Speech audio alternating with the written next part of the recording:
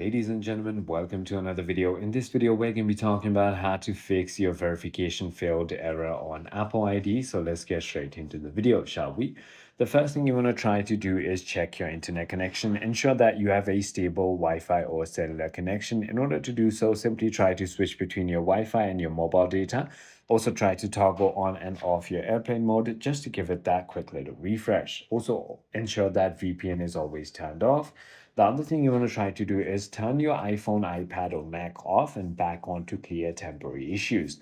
Also verify your date and time settings. So simply open your settings and go down to general. And this is where you want to simply go to date and time and make sure that set automatically is turned on.